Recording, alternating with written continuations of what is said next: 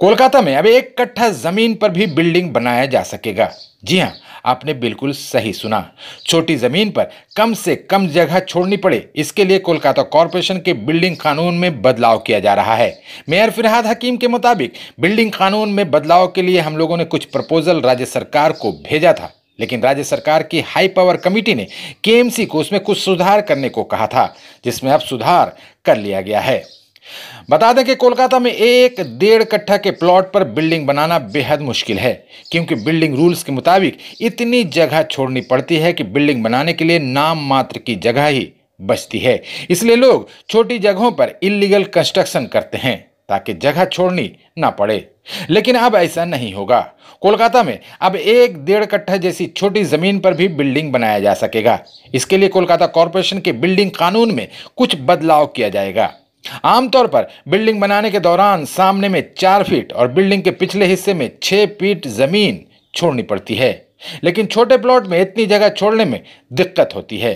KMC इस समस्या से राहत देने की कोशिश कर रहा है। छोटे प्लॉट पर कम से कम जगह छोड़नी पड़े, इसके लिए कोलकाता कॉरपोरेशन के बिल्डिंग कानून में बदलाव किया जा रहा है। इस बारे में मेयर फिरहाद हकीम ने बताया कि इसे लेकर कानून में बदलाव के लिए हमने कुछ प्रपोजल राज्य सरकार को भेजा था, लेकिन राज्य सरकार की हाई पावर कमेटी ने कॉरपोरेशन के उस प्रपोजल में सुधार करने को कहा था, जिसमें सुधार कर लिया गया है। अब इस प्रपोजल को दोबारा राज्य सरकार को भेज दिया जाएगा। मेयर ने कहा कि इससे इलीगल कंस्ट्रक्शन पर रोक लगेगी। उन्होंने बताया कि कुछ मामलों में 1 मंजिली इमारत को 2 मंजिली भी करने की इजाजत दी जाएगी, पर इसके लिए कॉरपोरेशन में अप्लाई करना होगा। उन्होंने बताया कि केएमसी की तरफ से भेजे गए प्रपोजल को अगर राज्य सरकार की परमिशन मिल जाती है तो कॉरपोरेशन के जरिए नोटिफिकेशन जारी किया जाएगा, लेकिन इस नए कानून को लागू करने में अभी कुछ वक्त लगेगा। उन्होंने कहा कि हम कानून को और ज्यादा आसान बनाकर लोगों को सुविधा देने की कोशिश कर रहे हैं। मेयर ने कहा कि पूरी बिल्डिंग के 10% से ज्यादा हिस्से पर केएमसी के परमिशन के बगैर कंस्ट्रक्शन किए जाने पर उसे इलीगल माना जाएगा और उसको ही तोड़ा जाएगा। कोलकाता में इलीगल कंस्ट्रक्शन को तोड़ने के दौरान पुलिस के सामने कॉरपोरेशन के इंजीनियरों पर हमले किए जा रहे हैं। 2-1 जगहों पर इस तरह की घटनाएं हो चुकी हैं। इस बारे में मेयर ने बताया कि इलीगल कंस्ट्रक्शन को तोड़ने का काम जारी रहेगा। पुलिस के साथ मिलकर और भी कड़ाई के साथ हम लोग इस काम को करेंगे।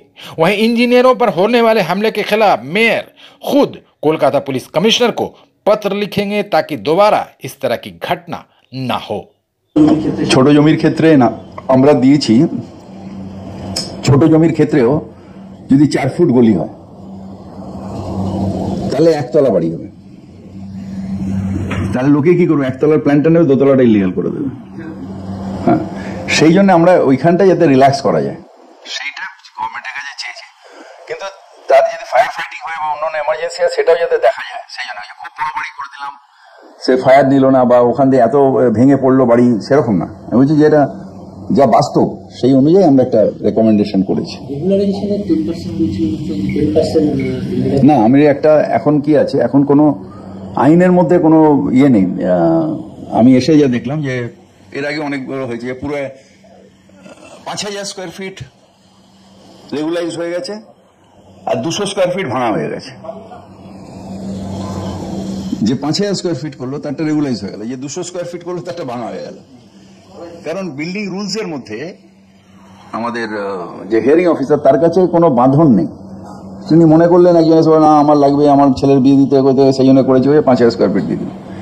এইটা একটা বাঁধন দিতে হবে যে আমার বাড়ি করছি, আমার বারান্দাটা একটু দরকার হয়েছে বাড়িয়েছি, সেটার ক্ষেত্রে আমরা রুল 25 এর মধ্যে তাকে ঠিক আছে একটু ডান দিক বাঁ দিক বাড়িয়েছে কি একটু এ করেছে, কয়েকটা জায়গায় করতে করতে অনেকগুলো জায়গায় রুলস ইনফ্লুয়েন্স করে।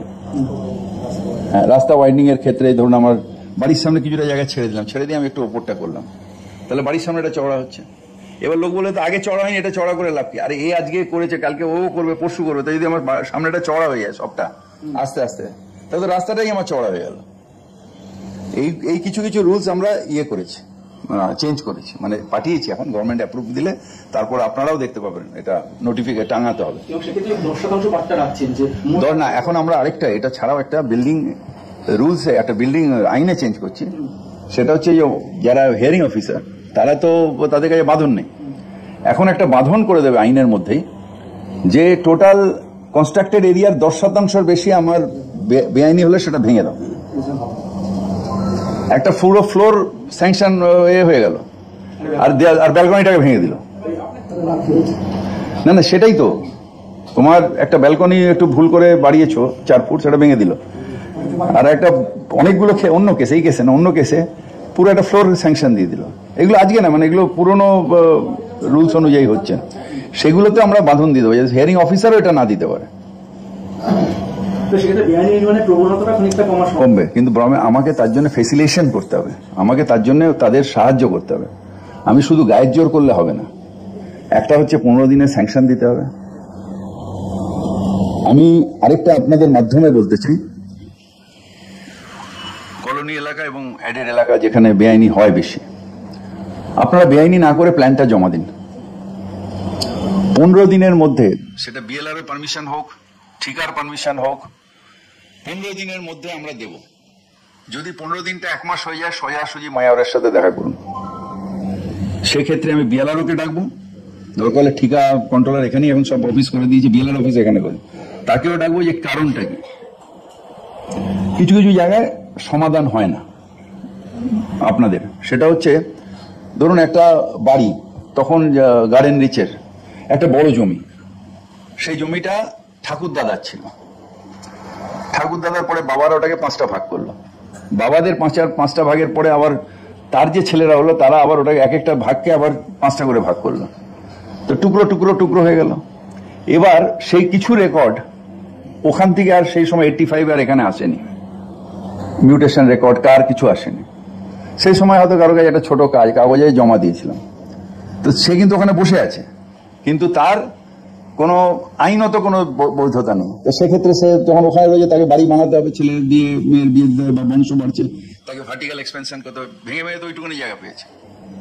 সেক্ষেত্রেও আমি চাই যে তারা অ্যাপ্লাই করুক, আমাদের সার্ভেয়ার গিয়ে দেখুক যে সে সত্যি বসে আছে কিনা, তার কাছে কি ডকুমেন্ট, ঠাকুরদাদার ডকুমেন্টটাই, সেটার একটা জেরক্স কপি বা তখনকার দিনে হয়তো ভেঙে যাচ্ছে কাগজগুলো, সেটাও দেখুক, দেখে যে তুলে নিয়ে এসে একটা নোটিশ দিয়ে দিক, নোটিশ দিয়ে সেটাকে বলুক যে আর কোনো কারোর ক্লেম আছে কিনা। সেই ক্ষেত্রে তার নামে মিউটেশন করে দিলে সে বিল্ডিং প্ল্যান পেয়ে যাবে।